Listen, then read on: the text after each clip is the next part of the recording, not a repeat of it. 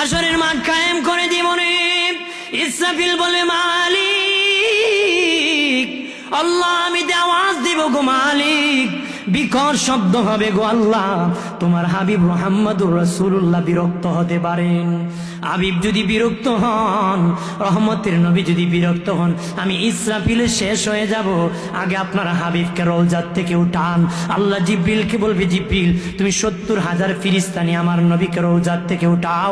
আমি রাসূল, আমি আল্লাহর সালাম কানি দিবা আর মাকাম মাহমুদের দাওয়াত দিবা।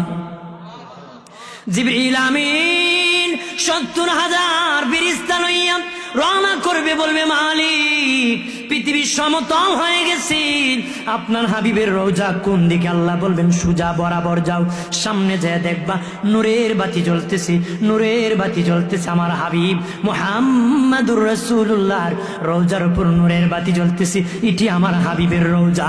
জিবরিল 70,000 ফেরেশতা নিয়ে নবীকে সালাম দিবি। আল্লাহর নবী বলেন, আমার রওজার মাটি ফেটে যাবে, আমি হাসরের মাটি উঠে যাব, ডানে বামে সামনে পিছনে তাকাবো, ময়দান খালি। জিবরিলকে বলবো, জিবরিল মনে হয় আমি সবার শেষে উঠেছি, বিচার শেষ হয়ে উম্মত জাহান্নামে চলে গেছে। জিবরিল বলবে, না নবী, আপনি উঠার আগে কোন নবী তার রওজা থেকে উঠতে পারে নাই। আর যদি বলি না, নবীজির কাফন মোবারকে কাদা মাটি লাগা থাকবে। জিবরিল বলবে, ও নবী, আপনার কাফনে কাদা মাটি কেন গো?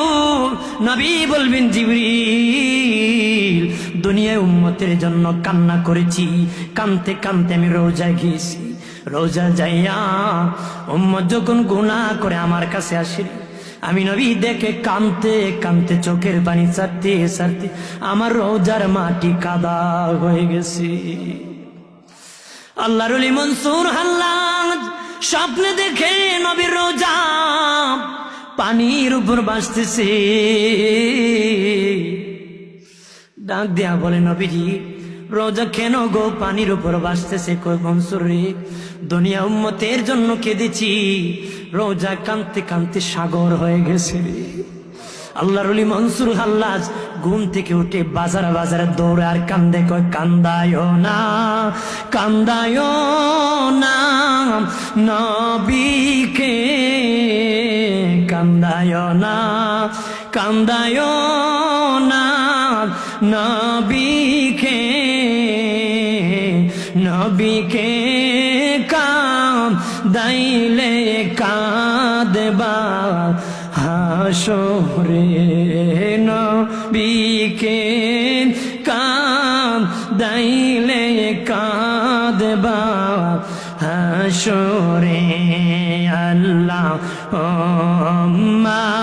জোরে মোহাব্বতে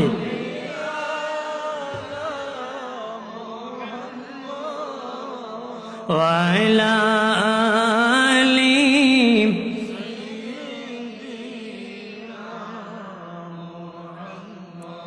আদওয়ালা আলি